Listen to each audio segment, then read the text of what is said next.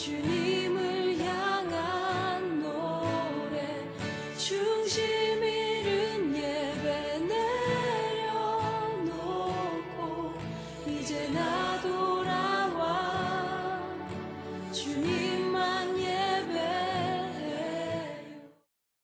오늘은 지난 4주간 이어온 교회를 어떻게 세워가는지에 대해서 마지막 말씀을 드리려고 합니다. 오늘은 세 번째 원리를 다시 한번 정리를 하고 또 마지막 네 번째 원리에 대해서 말씀을 드릴 텐데요.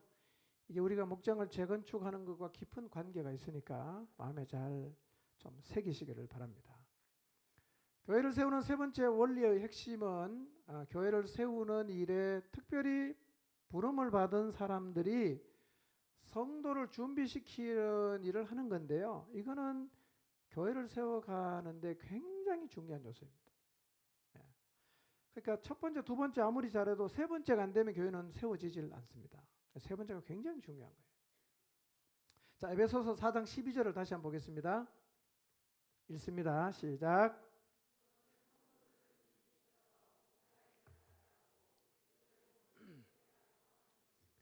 11절이 어떤 내용인지 기억나시죠?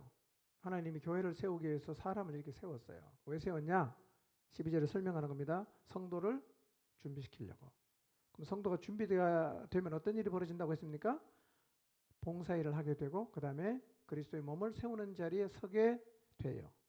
그러니까 교회를 세우려고 한다면 각 사람을 준비시키는 일은 절대로 생략하면 안 돼요. 이거를 생략하는 순간 교회는 세워지지 않습니다. 절대로 생략할 수 없는 게 뭐냐? 성도를 준비시키는 거예요. 16절의 표현을 빌리면 마디를 통해서 공급해 주는 이 일은 절대로 생략이 되면 안 돼요. 자, 같은 얘기인데요. 성도를 준비시킬 때 어떤 결과가 나타나는지를 16절에서 다시 설명하는데 한번 보겠습니다. 16절 시작.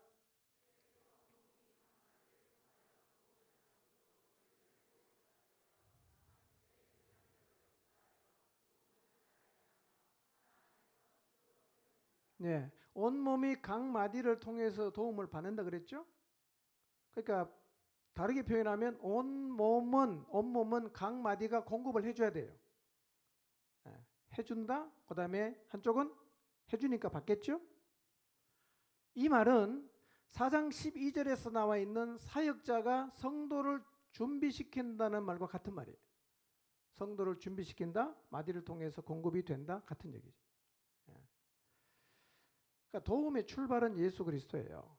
예수 그리스도를 통해서, 머리 대신 예수 그리스도를 통해서 온몸으로 다 이게 공급이 돼야 되는데 하나님이 공급을 원활하게 하기 위해서 중간에 세운 지도자가 누구라고요?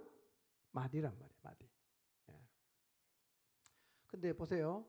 마디가 만약에 위로부터 공급을 제대로 못 받고 그래서 공급을 제대로 못 해주면 어떻게 될까요? 그 밑은 굉장히 부실해져요. 그러니까 공동체를, 교회를 세워감에 있어서 이 마디의 역할은 아무리 강조해도 지나치지 않아요. 이런 겁니다. 여러분, 우리 몸에 마디가 276개 있다 그러거든요. 여기 마디가 고장나면 이 밑으로 다 못 쓰죠. 여기가 고장나면 이 아래는 다 못 써요. 그러니까 몸 안에 있는 마디가 역할을 못하면 한쪽 부분은 병들게 되어 있습니다. 그러니까 마디가 제 역할을 잘 해야 온몸이 건강해질 수 있는데요. 마디가 공급을 잘하고 그 다음에 다른 사람은 마디의 공급을 잘 받아야 돼요. 공급을 잘하고 공급을 잘 받는다. 어떤 일이 벌어지냐? 네 가지 일이 벌어집니다. 첫째, 16절 말씀 보니까요. 온몸이 각 마디를 통하여 도움을 받으면 어떻게 되냐? 연결된다. 이렇게 말, 연결된다. 공급을 잘 받으면요. 공급을 잘 해주면 연결이 돼요. 여러분, 기본적으로 한 몸이면 연결되어 있어야죠. 그렇죠? 떨어져 있으면 한 몸이 아니잖아. 붙어 있어야 한 몸이죠. 예. 그러니까 이 말은요, 하나님이 디자인하신 교회의 모습이 어떠해야 하는지를 보여주는 거예요. 여러분이 포항중앙침례교회에 나온다면 포항중앙침례교회 안에서 여러분 위에 있는 마디에 해당되는 목자나 양육인에게 다 연결이 되어야 돼요. 이게 하나님이 원하는 교회의 모습이에요. 근데 교회는 다니는데 전혀 연결 안 되고 떨어져 있다. 떨어져 있으면 일단 한 몸은 아니잖아요.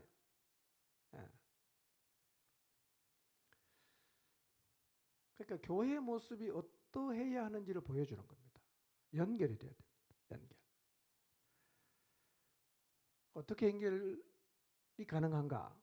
아주 간단해요. 마디를 통해서 공급을 받으면 저절로 연결돼요. 저절로. 내가 이제 목자하고 좀 연결돼야 되겠다. 아무리 용서도 안 돼요. 뭐 하면 되냐? 공급받으면 얼마 지나지 않으면 딱 연결돼 버립니다. 그럼 여러분이 목자의 도움을 계속 거절하면 교회를 아무리 오래 다녀도 연결이 안 돼요. 독립군처럼 신앙생활하게 될 수밖에 없어요. 이렇게 연결이 되어야 신앙이 제대로 자라는데요. 오늘날에는 연결을 중요하게 생각하지 않는 사람이 너무 많습니다. 그리고 연결의 필요성조차도 느끼지 못하는 사람도 꽤 많아요. 그러니까 신앙생활을 하는데 교회와는 전혀 상관없이 하나님하고 계속 직통만 해요. 하나님 혼자 기도하고 혼자 성경 보고, 교회는 전혀 상관하지 않는, 이거는 올바른 신앙의 자세가 아니에요. 하나님은 우리가 신앙생활을 그렇게 하는 걸 원치 않습니다. 몸에 다 연결이 되어서 신앙생활 하기를 원한단 말이에요. 그러니 여러분 목자하고 상관없이 교회와 상관없이 혼자 기도하고 혼자 성경 보고 이거 신앙생활 잘하는 거 아니에요. 아닙니다. 자, 몸에 연결이 안 되면 어떻게 되냐? 떨어져 나가겠죠? 고립이 되잖아요. 고립이 되면 이 사람은 사단의 노략 대상 1호예요. 사단의 1차 전략이 뭐냐면 성도를 공동체에서 떼내는 일이에요. 이게 1차 전략이에요. 마음이 상하게 하든지 하여튼 뭐 신뢰를 못하게 하든지 여러 이유로 떼놓는 거거든요. 이게 1차 작전입니다. 그리고 고립에 성공시키면 2차 작전이 뭐냐? 그때는 이제 노력하는 겁니다. 잡아먹는 거예요. 자주 얘기하는데요. 동물의 왕국에 보세요. 맹수는요, 무리 안에 있는 양은 짐승은 절대로 공격 안 합니다. 항상 홀로 떨어져 있는 게 공격 대상이고 거의 노략당하게 돼 있어요. 신앙도 똑같습니다. 근데 연결을 거부하고 연결을 원하지 않는 것을 조금 우리가 크게 봐야 되는 이유가 뭐냐면요. 이게 우리 시대의 철학과 연관이 많다는 거예요. 우리 시대는 점점 개인주의잖아요. 그러다 보니까 신앙생활도 개인적으로 하는 거예요. 도움도 거부합니다. 연결도 원하지 않아요. 하도 사람들이 연결을 원하지 않으니까 이제 교회도 연결을 하라고 하는 것을 포기하는 교회가 많아집니다. 그러면 껍데기는 교회인데 실제로 교회가 힘이 없어요. 그러니까 서 있긴 하지만 교회의 목적을 감당하기가 점점 어려워지는 겁니다. 그러니까 연결하는 데서 밀리면 교회는 세워지기 어렵습니다. 연결되는 방법이 뭐라고요? 도움을 받으면 돼요. 목자에게 도움 받아보세요. 여러분의 양육인에게 도움 받아보세요. 연결돼요. 자, 두 번째, 아디에게 도움을 잘 받을 때 나타나는 결과가 뭐냐면 결합이 됩니다. 결합이 된다는 말은 뭐냐면 연합이 된다는 말이에요. 그리고 조화가 된다는 말입니다. 여러분 우리 몸의 지체를 생각해 보세요. 몸의 지체는 연결이 되어 있는 것도 중요하지만 조화가 되고 연합이 되어야 되지 않습니까? 붙어 있기만 하고 조화가 안 되고 연합이 안 되면 그 병든 거거든요. 그러니까 교회의 모든 지체도 연결과 아울러 뭐가 돼야 돼요? 결합이 되어야 됩니다. 쉽게 예를 들면 목장 안에 소속이 되어서 예배는 나오는데 전혀 조화가 안 돼. 전혀 연합이 안 돼. 이건 뭐가 안 된 겁니까? 결합이 안 된 거예요. 결합이 안 된 거예요. 그러니까 조화는 어떻게 이룰 수 있냐? 똑같습니다.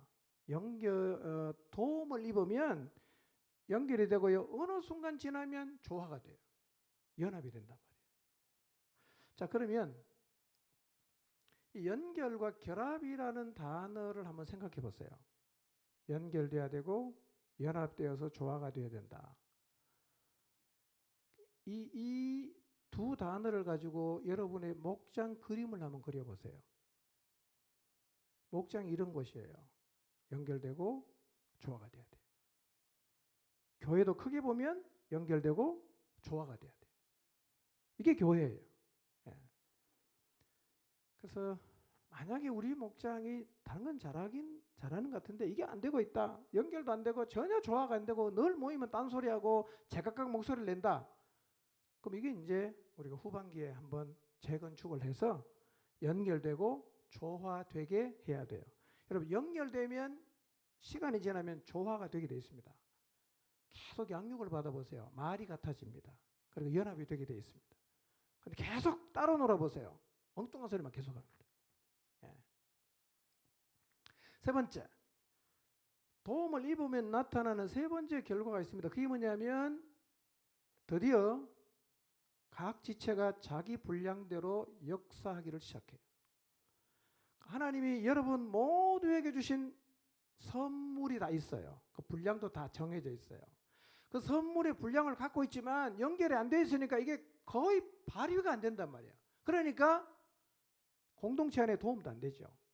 근데 계속 연결되어서 도움을 받아서 연결이 되고 조화를 이루기를 시작하면 어느 순간 하나님이 나에게 주신 그 선물의 분량대로 내가 활동하기를 시작하는 거예요. 살아난단 말이에요. 그러니까 모든 지체는 자기 일을 해야 되죠. 여러분 몸을 생각해 보세요. 몸 안에 지체가 굉장히 많잖아요. 다 자기 일을 할 때 이걸 뭐라고 말합니까? 건강하다 그러잖아요. 근데 일부는 기능을 하는데 일부가 기능을 안 하면 내가 갖고 있는 이 에너지의 50%도 발휘를 못해요. 그리고 더 많이 발휘 못할 수도 있어요. 병이 들면. 그러니까 각 지체가 분량대로 역사하는 게 매우 중요한데 이게 어떻게 가능하느냐? 연결이 되어서 도움을 계속 입으면 결국은 이게 자기 분량대로 역사하게 된단 말이에요. 이게 사실은 우리 교회가 추구하는 거예요. 전신자가 사역자로 사는 거예요. 사역자라는 것은 각자에게 주신 분량을 다 발휘하면서 살아가는 거예요. 이렇게 되면 교회는 매우 강력해져요. 다 자기 역할을 감당하니까요. 숫자에 상관없이 교회가 아주 강력해집니다. 네 번째, 마디에게 도움을 입을 때 나타나는 결과가 뭐냐면 몸이 자라요. 이렇게 해서 교회가 자라는 거예요. 예. 성경에서 교회가 자란다는 의미는 이런 방식으로 자란다는 거예요. 그러니까 모든 지체가 각 마디에게 도움을 계속 입어요. 그래서 연결되고 그 다음에 조화를 이루고 결합해서 다 지체가 살아나서 자기 분량대로 막 역사하기를 시작해서 자라는 게 성경에서 교회가 자란다고 말하는 의미예요. 예. 교회는 이렇게 자라가야 돼요. 여러분의 목장도 이렇게 자라가야 돼요. 예. 그러니까 목장 예배 몇 명은 이게 중요한 게 아니고요. 이런 관계 안에 연결이 되어서 각 지체가 하나님에게 받은 선물의 분량대로 막 활동을 해 나가면서 교회는 자라는 거예요. 그런데 이 모든 결과를 얻으려고 하면 뭐가 필요해요?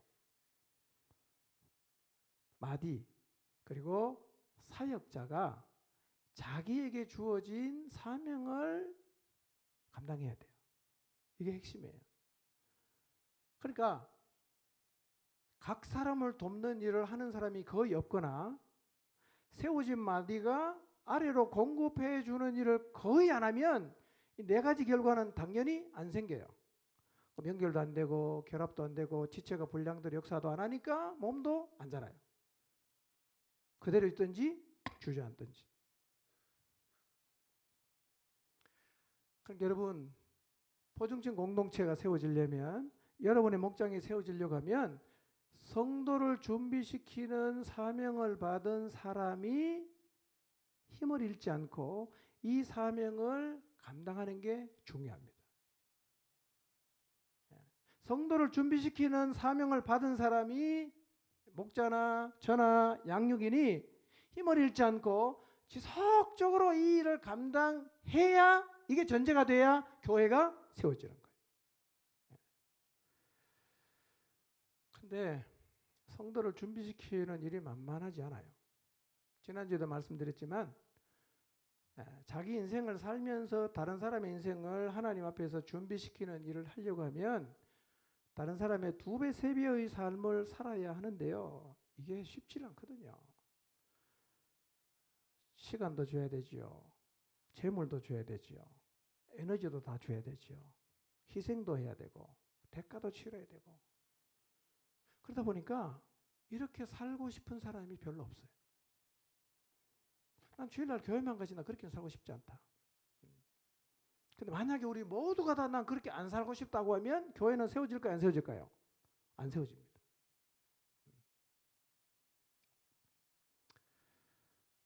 자, 빌립보서 2장 19절에서 22절 한번 볼까요? 자, 읽어보겠습니다. 시작. 나는 주 예수 안에서 디모데를 여러분에게 곧 보내고 싶습니다.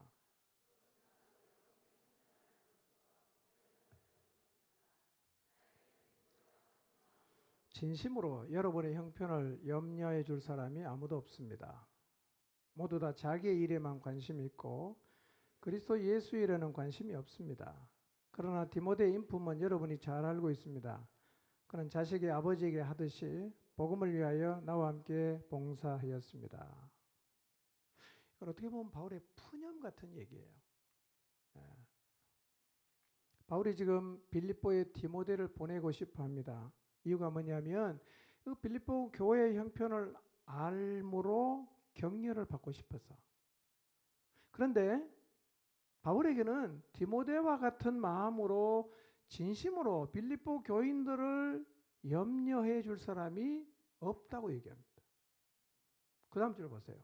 모두가 다 자기 일에만 관심이 있어요. 다 자기 일에만 관심이 있어요.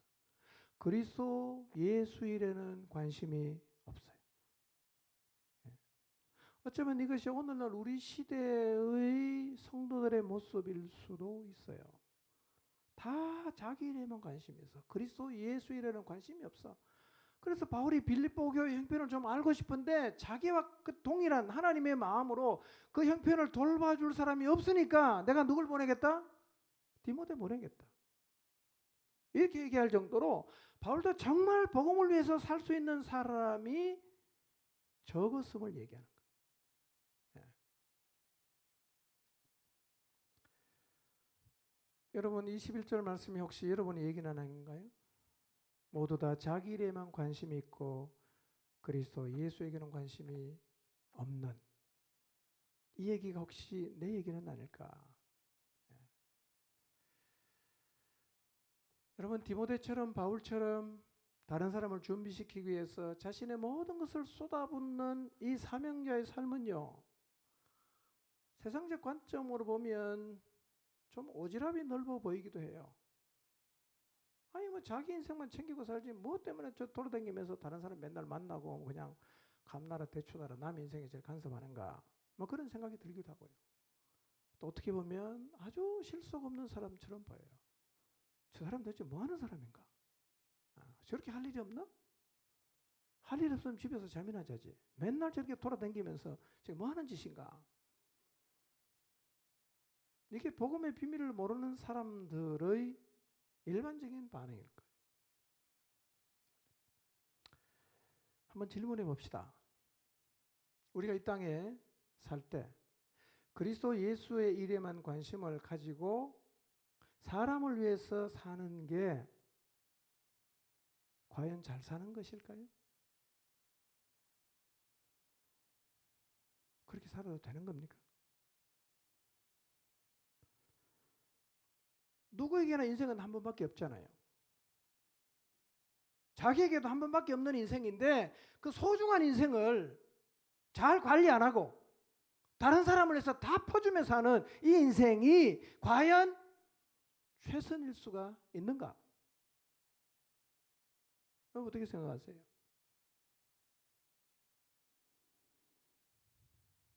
여러분 복음을 위해서 열심히 살면 하나님이 인생을 한 번 더 줍니까? 한 번밖에 없어요. 2개 주지 않습니다.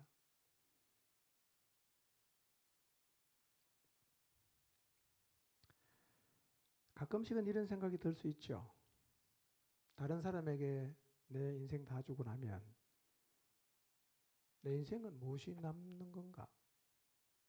뭐가 남는 건가? 내가 지금 잘못 살고 있는 게 아닌가? 진짜 이렇게 계속 살아도 되는 건가? 고민될 수 있죠. 여러분, 우리가 다른 사람을 위해서 내 인생을 다 줘도 되는 겁니까? 그 후회 안 할 일일까요? 주님 앞에 가보니까 아이고 내가 인생 잘못 살았구나. 혹시 그렇게 되진 않을까요?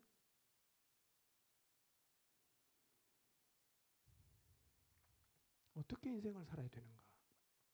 여러분 성경으로 돌아가서 주님이 가장 인정했던 한 사람의 삶을 좀 살펴봅시다.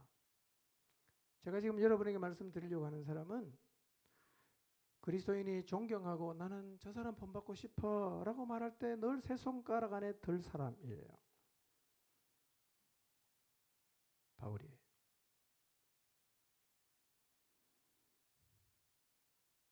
대부분의 그리스도인들은 바울을 존경합니다. 닮고 싶어요. 아, 나 저렇게 살고 싶다. 저게 진짜 멋진 인생이야. 바울이 어떻게 살았던가? 우선 그 바울의 가족 사항을 보면 뭐 성경이 자세히 설명하지는 않는데요. 자기의 이야기를 들어보면 바울 자신의 얘기를 들어보면 아버지가 바리새인이었고 본인도 바리새인이었어요. 베냐민 지파 사람입니다. 난지 8일 만에 할례를 받았을 정도로 율법을 철저하게 지키던 사람이었습니다. 어느 날 바울은 스데반이 공회에서 한 설교를 들었습니다. 스데반의 설교를 들은 바울의 반응은 뭐냐? 저런 인간은 죽여야 된다 였어요. 그런데 바울만 그런 게 아니라 거기에 함께 스데반의 설교를 들었던 많은 유대인들이 그렇게 생각했어요. 저 인간은 죽여야 돼. 그래서 돌을 던지는 정인들의 옷을 사울이 맡아줬어요. 나도 동의한다. 나한테 맡겨. 그래서 사람들이 돌을 던져서 스데반을 죽였어요. 그 일이 있은 이후에 바울은 앞장서서 교회를 핍박했습니다. 닥치는 대로 잡아와서 감옥에 가뒀어요. 이게 점점 도를 넘어서 외국에까지 가서 유대인 가운데 예수님을 믿는 사람이 있으면 잡아갔어요. 그날도 다메섹이라는 곳으로 예수님을 믿는 사람을 잡으러 가는 길이었는데 다메섹에 거의 다 왔을 즈음에 길에서 예수님을 만났습니다. 인생이 완전히 뒤집어졌어요. 완전히 뒤집어졌어요. 그 후 그는 아라비아 사막에 갔다가 바나바의 초청을 받아서 안디옥으로 갑니다. 거기서 교회를 세웠습니다. 그리고 안디옥 교회에 파송을 받아서 3차례에 걸쳐서 세계 각지를 복음을 들고 여행을 했습니다. 그 과정 속에서 성경을 읽어보면 정말 고난과 위협과 핍박과 죽을 고비를 수도 없이 넘겼고 감옥을 제집 드나들듯이 드나들었습니다. 그리고 많은 시간을 죽음의 위협을 느끼면서 도망자처럼 살았어요. 여러분 죽음의 위협을 느끼면서 살아보신 적 있습니까? 이게 보통 스트레스밖에 하는 게 아니에요. 근데 바울을 죽이기로 작정한 사람이 굉장히 많았어요. 그러다가 바울은 죄수의 몸으로 로마에 가서 셋집에서 복음을 전하다가 마지막 순교의 잔을 마심으로 세상을 떠났어요. 우리는 바울을 존경하죠. 야, 어떻게 하면 저렇게 흔들림 없이 살 수가 있나? 나도 저렇게 살고 싶다. 모델로 생각합니다. 그런데 이렇게 하나님 인정을 받고 많은 그리스도인의 모델로 추앙을 받고 있는 바울이 죽은 다음에 보니까 아무것도 남긴 게 없었어요. 아무것도 남긴 게 없습니다. 결혼 안 했으니까 당연히 아내가 없어요. 아내가 없으니까 자식도 없겠죠. 피부치 하나 없습니다. 전도하는데 필요한 비용을 조달하기 위해서 천막 만드는 일을 하긴 했지만 돈 버는 게 목적은 아니었어요. 그래서 바울은 남긴 토지도 집도 돈도 없었습니다. 다 털고 나니까 진짜 아무것도 없었어요. 그렇게 세상을 떠나갔어요. 주님의 손에 잡혀서 복음을 전했지요. 그가 주님의 손에 잡혔다는 것은 성경을 읽어보면 우리가 알 수 있어요. 하나님께서 바울에게 죽은 사람을 살리고 바울의 몸에서 손수건이나 앞치마를 갖다가 병든 사람에게 얹으면 낫고 악기 들린 사람에게 얹으면 귀신이 쫓겨나는 놀라운 능력을 하나님이 주셨어요. 그리고 삼층천까지 갔다 온 놀라운 영적인 체험을 했어요. 삼층천은 천국을 일컬어요. 첫째 하늘은 우리가 눈에 보이는 하늘, 1층 하늘, 2층 하늘은 우주, 그 다음에 3층 하늘이 하나님이 계신 곳이라고 생각을 했어요. 근데 바울은 삼층천까지 갔다 오는 놀라운 영적인 체험을 했어요. 그리고 복음을 그 당시 세계의 수도였던 로마에 가서 전했고요. 그 당시 땅끝이라고 생각했던 서바네까지 복음을 들고 간 정말 위대한 하나님의 사람이었는데 하나님은 그가 죽은 후에 이 땅에 아무것도 남기는 것이 없는 삶을 살게 하셨어요. 여러분, 하나님이 바울의 인생을 실패케 하신 것입니까? 하나님이 바울이 세상에 아무것도 남긴 것이 없이 떠나가게 하신 것을 보면 사람이 인생을 살면서 세상에 무엇을 남기고 가는 게 그리 중요하지 않은 게 분명합니다. 이게 만약에 중요하다면 하나님이 그렇게 사랑하셨고 하나님의 손에 붙잡혀 살았던 바울에게 하나님이 얼마나 많은 것을 남기게 하셨겠어요. 근데 그게 중요하지 않으니까 하나님은 아무것도 남긴 것이 없이 바울을 세상을 떠나게 했어요. 여러분, 복음을 위해 살다가 유산 안 남겨도 괜찮습니다. 네. 집 안 넘겨줘도 괜찮아. 왜냐하면 우리가 존경하는 사람들이 다 그렇게 살았어요. 하늘 소망 가지고 살았거든. 인간적으로 보면 아무것도 남긴 게 없었어요. 그런데 사실은 바울이 남긴 게 하나가 있어요. 그게 뭔지 아십니까? 사람이에요. 사람을 남겼어요. 각 지역에 가서 복음을 전파합니다. 교회를 세웁니다. 그리고 각 사람을 구원하고 가르치고 그리스도 안에서 이렇게 완전한 자로 세워가는 일을 수도 없이 많이 했어요. 그러다 보니까 그가 인생을 떠날 때 돈이고 뭐고 아무것도 못 남겼지만 그가 남긴 게 한 가지 있는데 그게 뭐냐면 사람을 많이 남겨놓고 갔어요. 사람. 바울은요, 자신의 인생을 사람에게 주는 것을 즐겨했습니다. 시간도 줬어요. 사실은 바울은 넉넉하지 않았어요. 빌립보서를 보세요. 내게 능력 주시는 자 안에서 내가 모든 것을 살 수 있다. 이거는요, 뭐든지 요술봉방처럼 두들기면 다 된다 그런 의미가 아니에요. 나는 궁핍에도 살 수 있고 천박한 상황에도 살 수 있고 나는 상관없다 그런 얘기예요. 넉넉하지 않게 살았어요. 그렇지만 그가 가지고 있는 얼마 되지 않는 재물조차도 필요하다면 다 나눠주고 살았어요. 여러분, 삼층천까지 올라갔으니 하늘의 비밀을 알지 않겠어요? 로마서를 보세요. 얼마나 복음을 깊이 깨달았는지 몰라요. 그런데 이 모든 영적인 세계의 비밀을 알고 있던 사도 바울이 왜 세상에 남기는 것에 관심을 두지 않고 오직 사람에게만 자기 인생을 쏟아부으며 살았겠어요? 몰라서 그렇게 산 게 아니에요. 다 아는 그가 이렇게 살았어요. 바울은 자신의 인생을 주어서 세운 사람이 하나님 앞에 가면 자신의 면류관이 된다는 사실을 이미 알고 있었어요. 다 줍니다. 돈도 주고 시간도 주고 다 줘요. 하나는 잡아요. 사람은 잡아요. 사람 세우는 일은 열심히 했습니다. 여러분, 이것이 하나님의 사랑을 받고 인정을 받고 복음의 비밀을 깊이 깨달았던 바울의 삶이었어요. 바울이 실수한 거 아니에요. 그래서 바울은 이렇게 말해요. 사람을요 면류관이다 이렇게 말합니다. 사람이 면류관이다. 집이 면류관이 아니라 사람이 면류관이다. 진짜 사람이 면류관이라면 바울은요 하나님의 나라에 가서 받을 면류관을 엄청나게 준비한 사람이에요. 빌립보서 4장 1절 한번 볼까요? 읽겠습니다. 시작.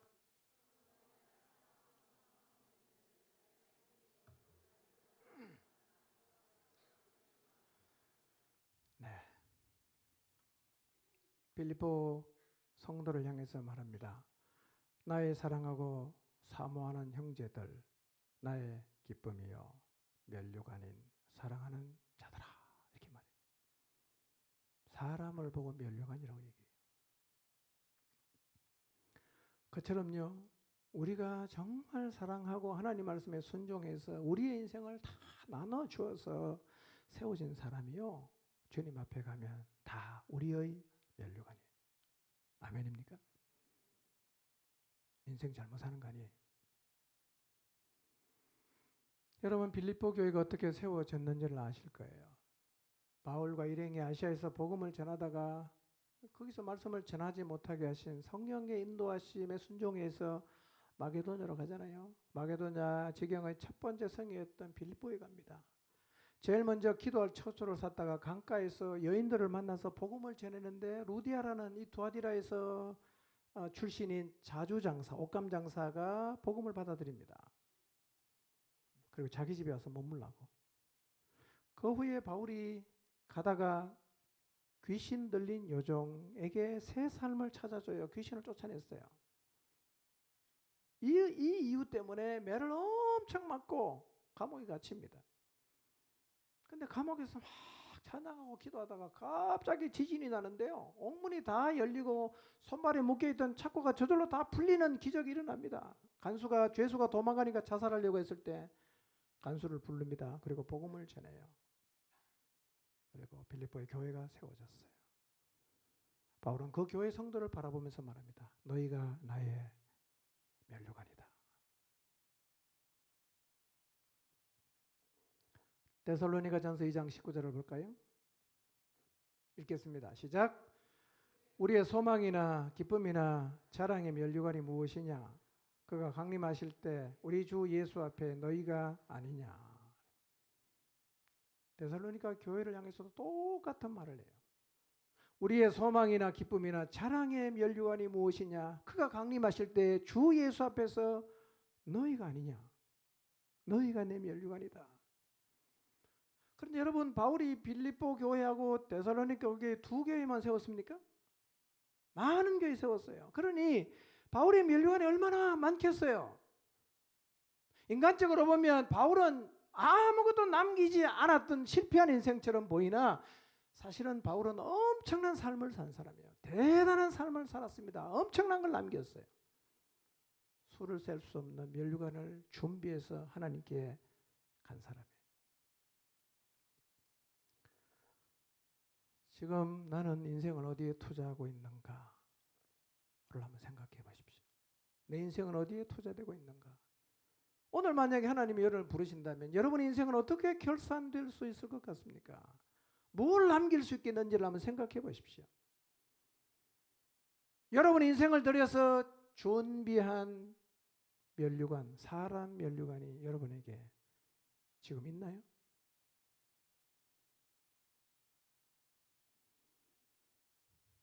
여러분, 사람 세우기 위해서 인생을 드리는 거요 절대 소원해가 아니에요.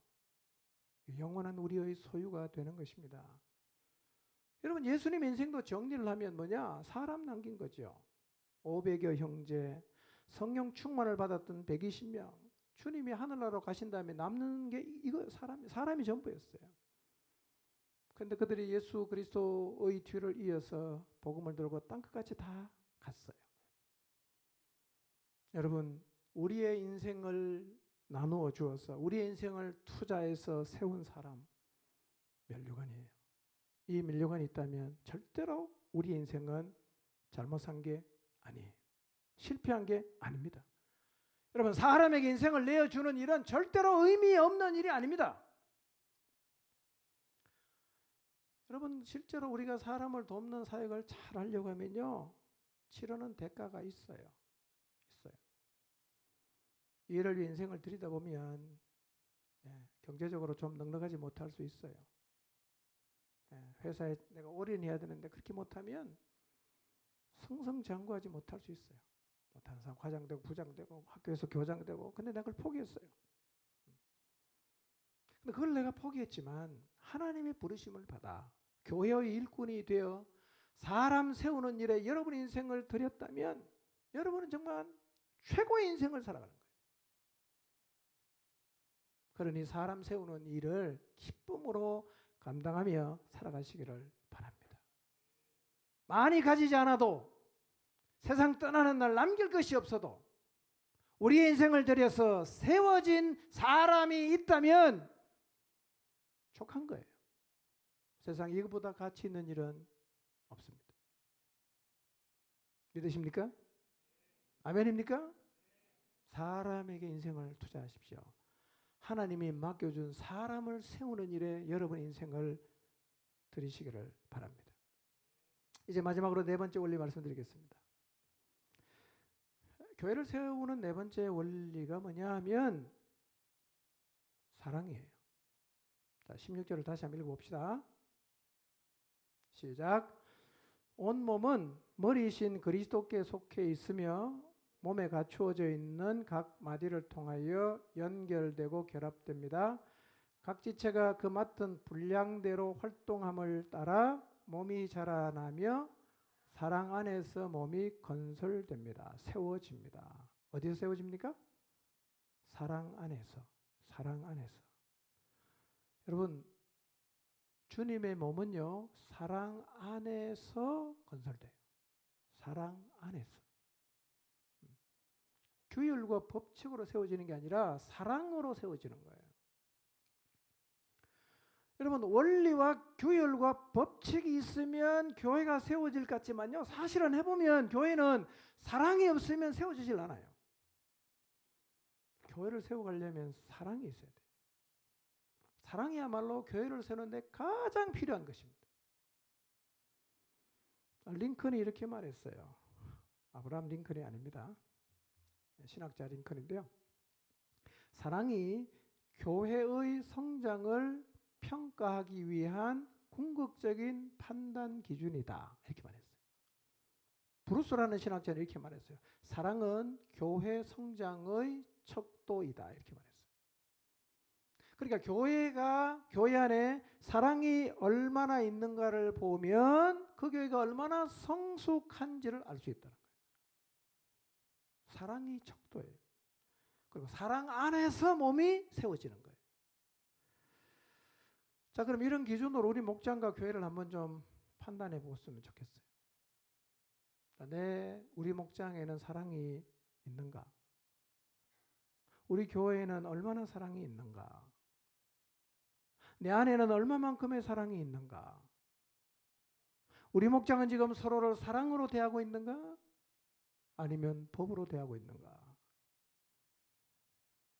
한번 생각해 보십시오. 성경은 이렇게 말합니다.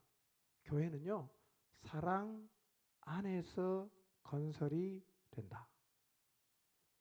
사랑이 있어야 교회가 세워져요. 예. 제일 편한 거는 법대로 하면 돼요. 법대로 하면. 그건 정말 속도 후련해요. 근데 그렇게 하면 절대로 교회는 안 세워집니다. 교회의 터는 사랑이에요.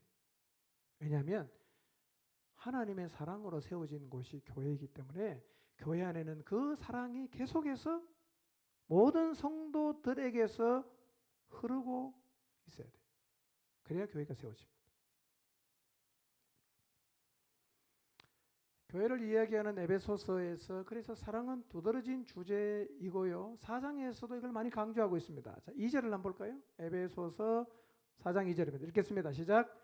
모든 겸손과 온유로 하고 오래 참음으로 사랑 가운데서 서로 용납하고 그랬어요. 그럼 교회의 하나됨을 지키려고 하면 뭐가 필요합니까? 사랑으로 용납하는 것이 필요한데 사실은요. 겸손, 온유, 오래 참음, 사랑 가운데 용납이라는 것은 고린도전서 13장에 보면 이게 다 사랑이에요.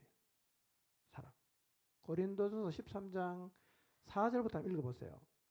사랑이 뭔가를 설명하는데 이게 다 들어가요. 그러니까 교회가 하나 되려고 하면 결국 뭐가 있어야 된다는 얘기입니까? 사랑이 있어야 된다는 거예요. 사랑이 없으면 하나됨을 지킬 수 없고 하나됨이 안 지켜지면 교회가 안 세워지지 않습니까? 그렇기 때문에 교회를 세워가는데 굉장히 중요한 네 번째 원리가 뭐냐면 교회는 뭘로 세워야 된다? 사랑으로 세워야 됩니다. 교회 안에 모든 지체들을 통해서 예수 그리스도의 사랑이 계속해서 나타나야 돼요. 4장 15절 한번 볼까요? 4장 15절 읽겠습니다. 시작. 우리는 사랑으로 진리를 말하고 살면서 모든 면에서 자라나서 머리가 되시는 그리스도에게 다다라야 합니다. 진리도 말해야 되는데 뭘로 말하라 그럽니까? 사랑으로 진리를 말해라. 이렇게 말해요. 사랑으로 진리를 말해라. 예. 진리는 자칫하면 굉장히 차가운 것일 수 있어요. 예. 그래서 성경은 이렇게 말하죠. 사랑으로 진리를 말해라. 여러분 성도의 입에서는요. 거짓되고 불건전한 가르침이 나오지 않는 게 합당합니다. 모든 성도의 입에서는 진리를 늘상 고백해야 됩니다.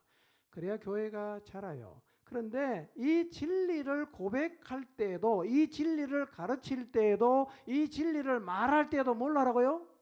사랑으로 해야 됩니다. 요동하고 방황하고 거짓에 미혹되는 어린아이 같은 사람들에게 진리를 말해줘야 되잖아요. 뭘로? 사랑으로. 사랑으로. 예. 여러분 사랑이 빠진 진리의 선포는 자칫 잘못하면 비판과 정죄가 될 수 있어요.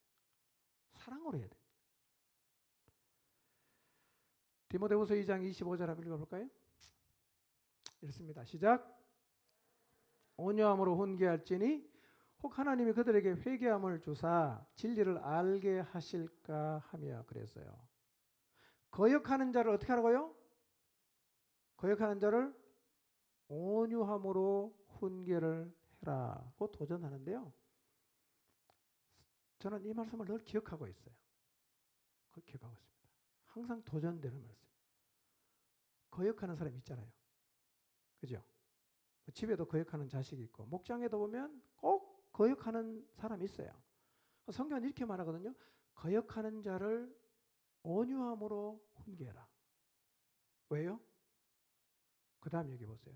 혹 하나님이 그들에게 회개함을 주셔서 진리를 아는 자리로 돌아올 수도 있으니까 예, 거역하는 자를 혼내서 쫓아내버리면 이런 기회를 아예 못 갖게 되니까 거역하는 사람도 곁에 둬야지요. 어떻게 하면 곁에 둘 수 있어요? 온유함으로 훈계하라는 거예요. 이 다른 말은 뭐예요? 사랑으로 해라 이 말이에요. 사랑으로 해라. 법으로 하지 말고 사랑으로 해라. 교회는 뭘로 세워진다? 사랑으로 세워진다. 여러분 사랑이 교회를 세우는 것입니다. 여러분 교회에 꼭 사랑이 있어야 하는 이유가 있어요. 하나님은 앞에서도 얘기했지만 하나님은 신자들을 독립적으로 살아가게 하지 않으셨어요. 하나님은 모든 신자가 교회 공동체 안에 연결이 되어서 한 가족으로 살도록 교회를 디자인했어요. 그러니 어떤 사람이든 간에 예수님을 믿고 나면 교회 공동체 안에 연결되어서 가족으로 살아가야 돼요. 그런데 예수님을 믿긴 했는데 진짜 별의별 사람 다 있잖아. 우리 모두에게는 동일하게 죄성이 다 있잖아. 분노가 있는 사람, 이기적인 사람, 다양한 성향의 사람이 다 같이 있는데 이런 사람이 모여서 한 가족으로 살려고 하면 뭐가 있어야 돼요? 예, 원리와 규칙도 필요한데 그 위에 뭐가 있어야 되냐? 사랑이 없으면 우리는 하나로 살아갈 수가 없어요.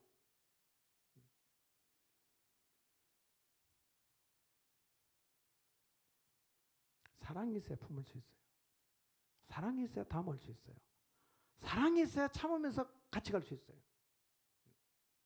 그래서 교회는 뭘로 세워진다고요? 사랑으로 세워지는 거예요. 사랑. 그래서 주님의 교회는 딱딱한 이론이 아니라 사랑으로 세워지고 주님이 우리에게 가르쳐 주신 이 원리는 사랑이 있어야 가동이 되는 거예요. 사랑이 있어야 제기능을 한단 말이에요.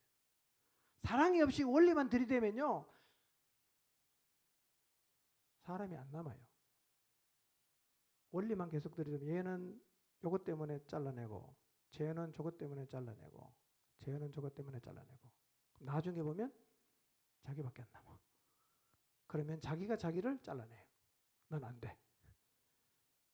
사랑이 없으면 다 망하는 거예요.